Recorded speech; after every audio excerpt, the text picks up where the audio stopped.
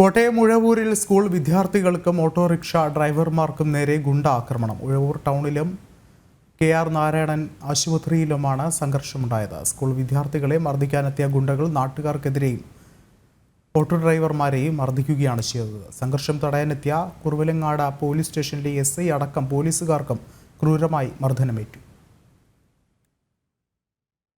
കൂടുതൽ വിവരങ്ങളുമായി മിഥുൻ അയ്യപ്പൻ ചേർന്നുണ്ട്. മിഥുൻ, എപ്പോഴാണ് ഈ ഒരു സംഭവം ഉണ്ടാകുന്നത്? ഇന്ന് വൈകിട്ട് 4:30 കൂടിയാണ് ഇത്തരത്തിലൊരു ആക്രമണം ഉണ്ടായത്. വലിയൊരു കൂട്ടഅടി തന്നെയാണ് ഉണ്ടായത്. അത് മണിക്കൂറുകളോളം നീണ്ടു നിന്നു എന്നുള്ളതാണ്. ഉഴവൂർ OLL ഹയർ സെക്കൻഡറി സ്കൂളിലെ +1, +2 വിദ്യാർത്ഥികൾ തമ്മിൽ ഒരു ചേരി തിരിഞ്ഞൊരു വാക്കേറ്റം ഉണ്ടായിരുന്നു.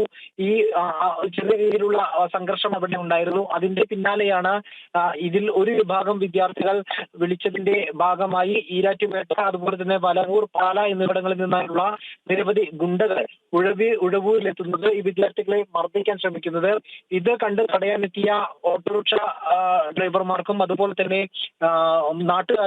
നാട്ടുകാർക്കും മർദ്ദനമേൽക്കുകയായിരുന്നു. ഒരു കൂട്ടയടി തന്നെ ഇവിടെ ഉണ്ടാവുകയായിരുന്നു. പിന്നീട് ഈ സംഘർഷപരം അറിഞ്ഞ് തടയാനെത്തിയ SI സന്തോഷ് KV അടക്കമുള്ള പോലീസുകാരെയും അക്രമികൾ ആക്രമിച്ചു. അവരൊക്കെ പരിക്കേറ്റ് ആശുപത്രിയിൽ പ്രവേശിപ്പിച്ചിരിക്കുകയാണ്.